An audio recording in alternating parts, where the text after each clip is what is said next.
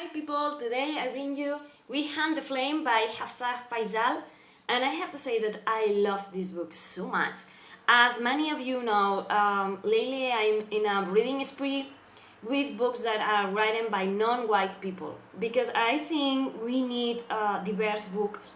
We need books about inclusion, representation, about different ethnicities, religions, cultures, ways of living, and not only with, as I say, all of that, but also with things like chronic illnesses, homosexuality, I don't know, all these kinds of things, because we need diverse books. We need to find this array of representation of different ethnicities, of different ways of living lives, of different ways of having a bridge between us and the things that maybe we don't know.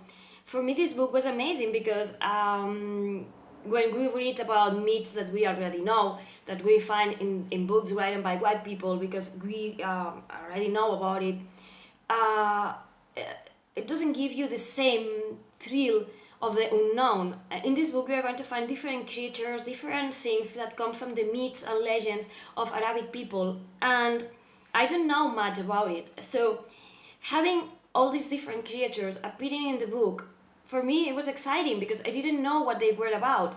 The Ifrits I knew, the Jinn I know, but there's a lot of them that I don't know about, that, and for me it was great to find them represented in here. Also the way that she creates this wall called Arawiya that made of different caliphates, sorry. It's there's this map in the beginning of the book, and I found myself going back and forth while I was reading because I wanted to know where everyone was from, because she creates these different places, and she also gives the different places different ways of living, of confronting the dangers and the things that happens to them. There's a part, I think that was Pelusia, that's very kind of industrial, and there is the manhood, where women are not as able as men, or so they want to make believe. And we have Sultan's Keep, where the Sultan lives and he doesn't want for anything, but also he wants to conquer all Arawiya and reign over all Arawiya. So we're going to find different representations of different people, different cultures, different skin colors. And for me, that is amazing because I have said it 1,000 times, and I say 1,001. When I go out onto the street, I found white people, I found black people, I found Arabic people, I found Chinese people, I found all kinds of people. So having books that have this kind of different characters, for me, it's amazing because for me, this is all it's about, and it's great. This book begins, we are going to follow two main characters. There's a girl called Zafira. Zafira is the hunter, yeah, in masculine, because where she comes from is Demehur, and women are seen as somehow less than men. They cannot do the same things, and they are like under the shadow of men. So she begins hunting to feed her people, but she has to hide herself and be seen as a man, the hunter, because if she came out and she say, I'm a woman, who knows what might happen. Maybe she will begin showing the world that women are able, but maybe she will get killed because, she's disobeying the roles of her place. So yeah, and that it's one journey that I love in the book because the book progresses, she's thrown into this journey, and it's a journey of, it's this adventure in which they have to find something, but it's also this internal journey in which she begins finding herself, and she comes to the realization that to find herself she has also to lose some parts of herself.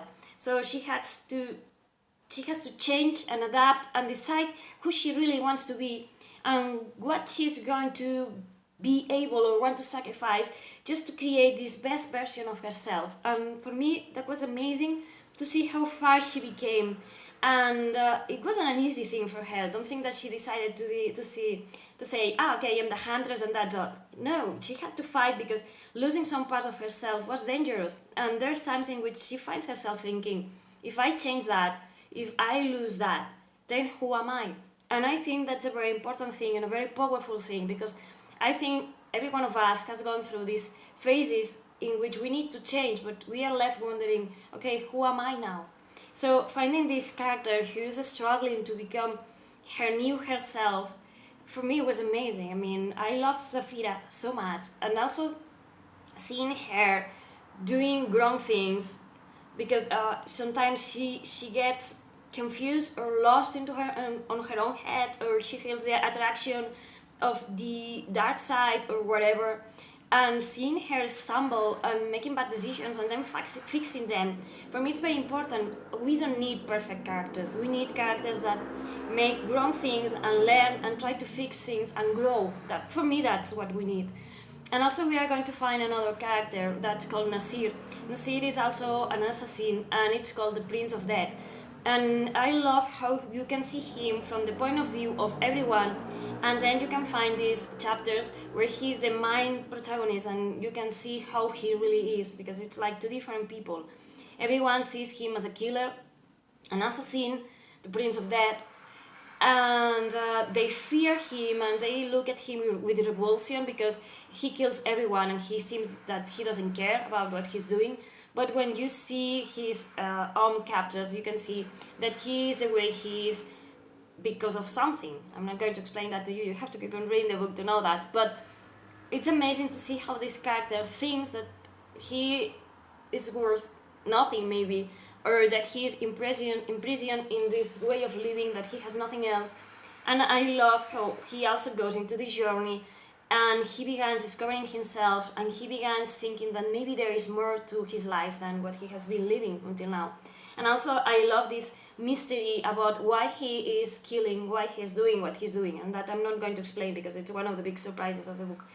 I have to say, these are our two main characters, but as the story progresses, Hafsah Faizal just incorporates different characters. It's like one of those adventure books where you are walking like Lord of the Rings and begin finding different characters that come into your group of people, of your merry band of brothers, and keep going forward.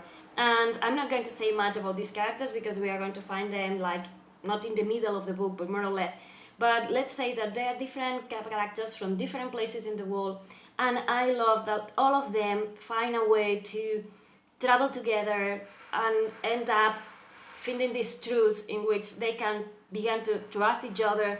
And I love to have all these people who are different colors, who are different cultures, who are have different ways of thinking. I love having them thrown together and trying to do their best.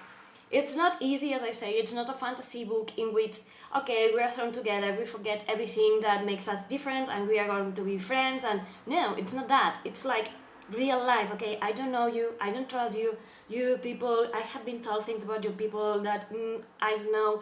So we are going to travel together, but hey, you know, and I love how you keep on reading and these people keep on evolving and keep on surprising you, and I'm not going to say much about it because I want you to be surprised. I have to say that the way Hafsah has of creating a world, it's amazing. I felt like I was in Arawiya. I found like everything that she explained made perfect sense. I mean, she created this world and she did an amazing world building and everything seemed real to me.